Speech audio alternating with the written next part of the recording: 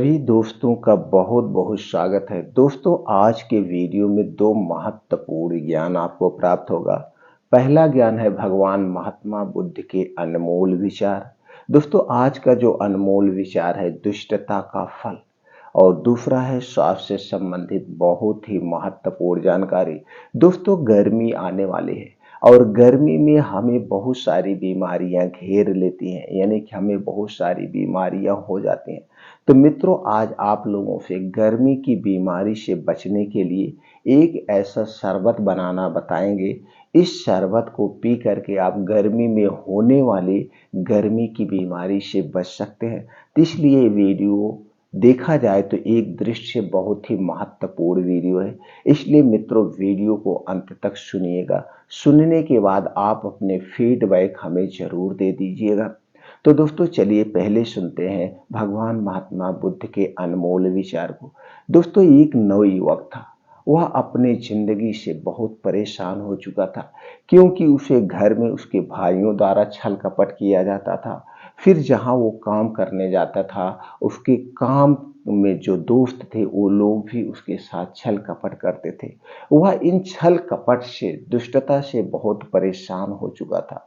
वह भगवान महात्मा बुद्ध के पास जाता है और भगवान महात्मा बुद्ध से अपनी सारी परेशानी बताता है। भगवान महात्मा बुद्ध उसकी समस्या का समाधान करने के लिए उसे एक कहानी के माध्यम से समझाने का प्रयास करते हैं।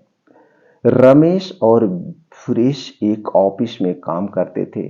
दोनों में मित्रता भी थी, परंतु काम और बुद्धिमानी के मामले में सुरेश जहां होशियार था, वहीं रमेश की कामचोरी और सहयोगियों के प्रति जलन से सभी लोग वाकिफ थे। एक तरफ रमेश जहां स्वयं काम में जी चुराता था, वहीं दूसरों के काम बिगाड़ने के लिए वह हमेशा साजिश रचता था। सुरेश से दोस्तों होने के बावजूद वह उसे हमेशा नीचा दिखाने की कोशिश करता रहता था, परंतु सुरेश सब कुछ जानते हुए भी रमेश की हरकतों को नजरअंदाज कर देता था। ऑफिस में आए दिन रमेश की हरकतों से सभी कर्मचारी परेशान रहते थे। एक दिन तब हद हो गई जब ऑफिस के खाते में गड़बड़ी पाई गई। रमेश और सुरेश ऑफिस में कंपनी का हिसाब किताब रखने वाले लेखा विभाग में कार्यरत थे। रमेश बुद्धिमत्ता और उसकी ईमानदारी को देखते हुए कंपनी ने लेखा जोखा का भार उसे सौंपा था। सुरेश सुलझे हुए तरीके से अपनी जिम्मेदारी को निभा भी रहा था। सभी उसके कामों की तारीफ भी करते थे। यही बात सुरेश के कनिष्ठ के तौर पर काम कर रहे रमेश को नागवार लगती थी। दुष्टता में वह सुरेश को बदनाम करने के लिए साजिश रचता रहता था। सुरेश को बदनाम करने की कोशिश तो उसने कई बार की थी, परंतु वह हर बार उसे मुंह की खानी पड़ती थी। अंततः एक दिन ऐसा आया कि रमेश की दुष्ट कारगुजारी की वजह से सुरेश बहुत ही बड़ी मुसीबत में फंस गया। दरअसल ऑफिस के हिसाब में 50,000 रुपए की गड़बड़ी पाई गई। पैसे की गड़बड़ी की खबर से पूरे ऑफिस में हंगामा मच गया। जांच में पता चला कि लेखा विभाग में छोटे खर्चों के लिए रखे गए रकम में से 50,000 रुपए चुराए गए हैं।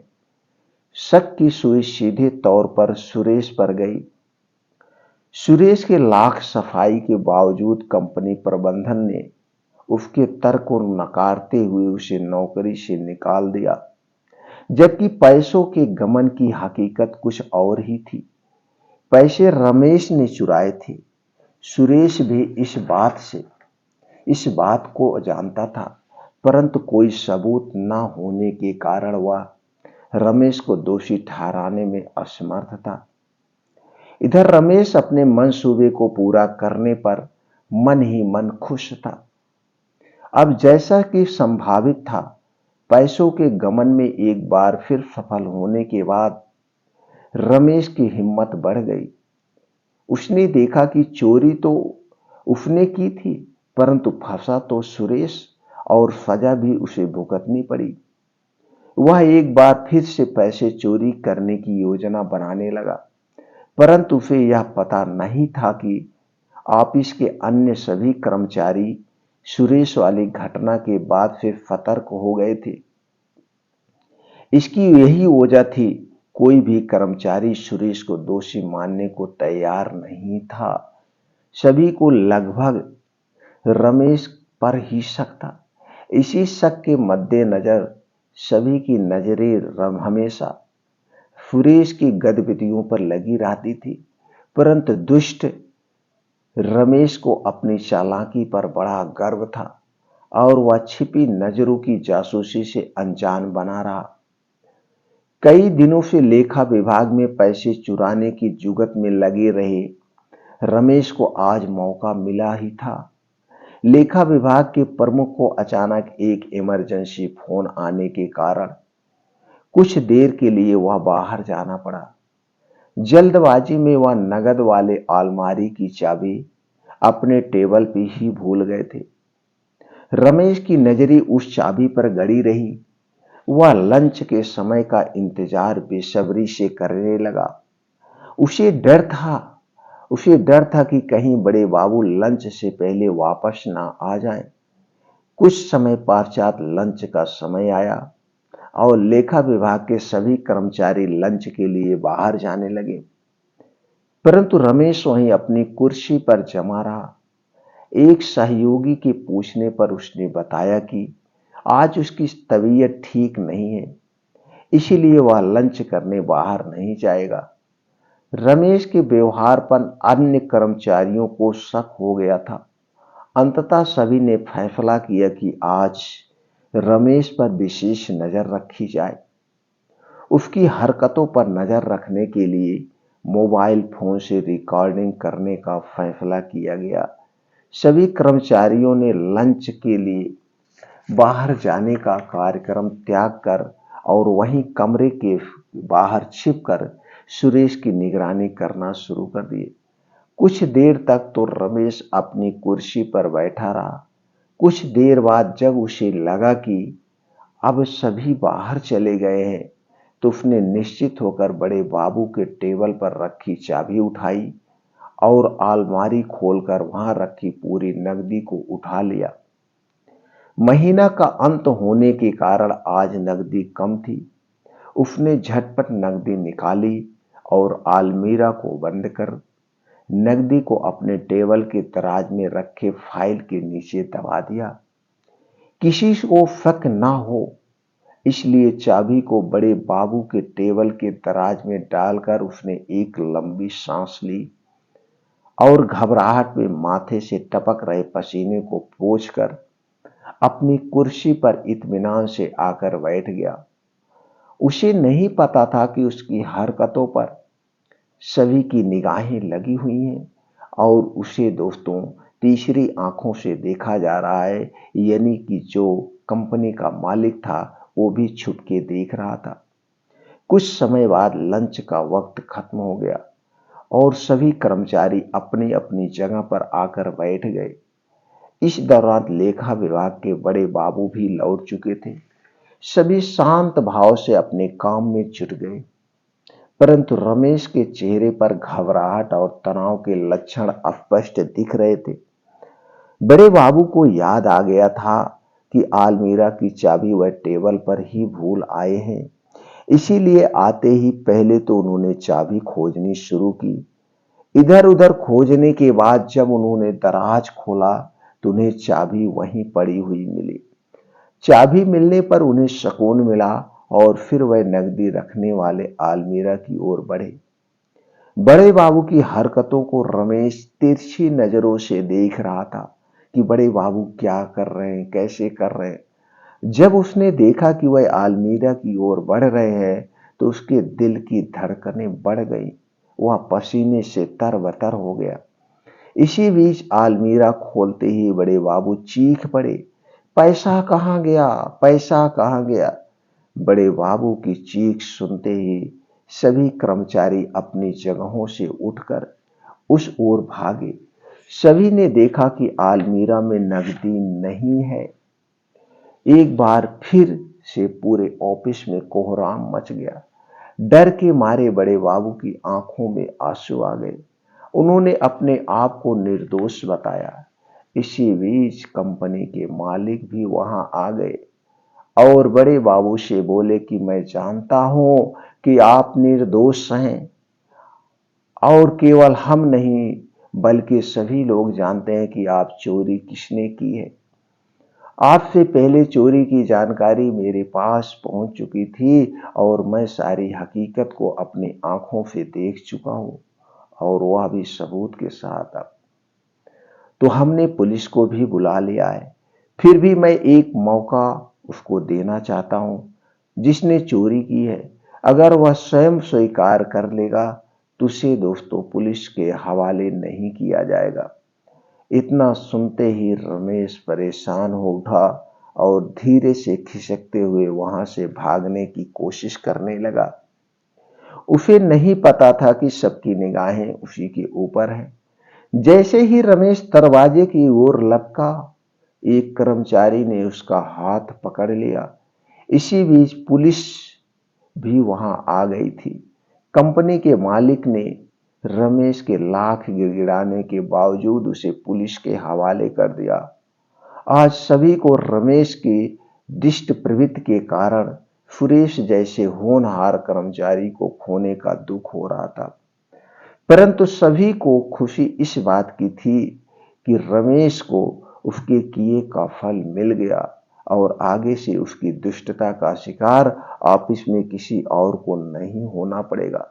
दोस्तों, इस कहानी से हमें यही सीख मिलती है कि हमें किसी के प्रति दुष्टता का भाव नहीं रखना चाहिए। दुष्ट प्रवृत्ति का व्यक्ति कुछ समय के लिए किसी को दुख जरूर पहुंचाता है, परंतु एक ऐसा वक्त जरूर आता है जब उसके कर्म ही उस पर भारी पड़ते हैं। रमेश ने सुरेश के प्रति दुष्टता रखी। परिणाम स्वरूप परिणाम स्वरूप दोस्तों सुरेश को अपमानित होकर नौकरी से जाना पड़ा। यह ईमानदारी यह ईमानदारी और शरीफ आदमी के लिए एक बार का दुख था, परंतु रमेश जैसे दुष्ट आदमी को अपने किए के लिए हवालात की सैर करनी पड़ी। यह उसके लिए जीवन भर का कलंक बन गया। दुष्टता का फल इससे बड़ा और क्या हो सकता है। भगवान महात्मा बुद्ध ने उस युवक को एक कहानी सुनाने के बाद कहें, बेटा तुम अपने कर्म अच्छे से करते जाओ, अच्छे कर्म का फल अच्छा ही मिलता है।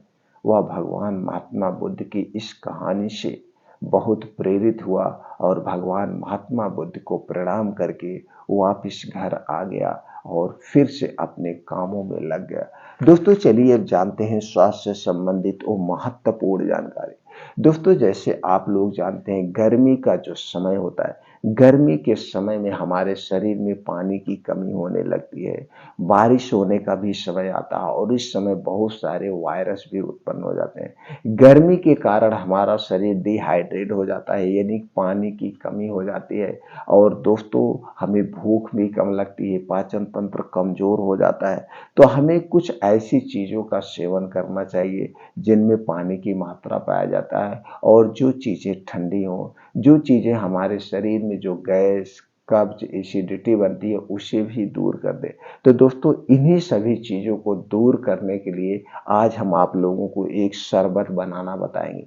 दोस्तों इस शरबत को आप दो तरीके से बना सकते हैं। एक खट्टा यानी कि एक जो है नमकीन नमकीन शरबत और एक मीठा शरबत। दोनों ही शरबत आपके शरीर के लिए स्वास्थ्य के लिए फायदेमंद है। ये दोस्तों आपके शरीर में जो वात पित्त कफ पाया जाता है उसे भी बैलेंस करेगा। उसके साथ साथ आपको गैस कब्ज एसिडिटी से दूर रखेगा। आपके शरीर में एनर्जी भी लाएगा, यानी ताकत भी आएगी और आपको अच्छे से भूख भी लगेगी। दोस्तों अक्सर आप जब गर्मी में खाना खाते हैं तो गैस कब्ज एसिडिटी होती है।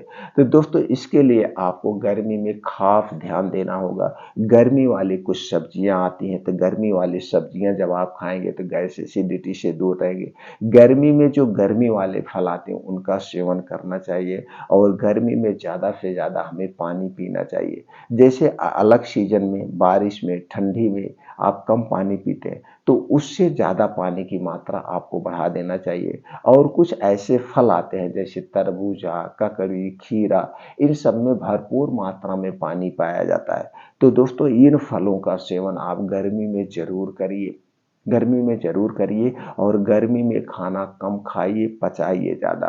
कुछ योगा करिए, प्राणायाम करिए, मेडिटेशन करिए। इससे दोस्तों हमारा शरीर हमेशा एनर्जेटिक बना रहता है। तो दोस्तों चलिए जानते हैं आपको शरबत कैसे बनाना है और शरबत में बनाने के लिए किन किन चीज़ों का प्रयोग होगा।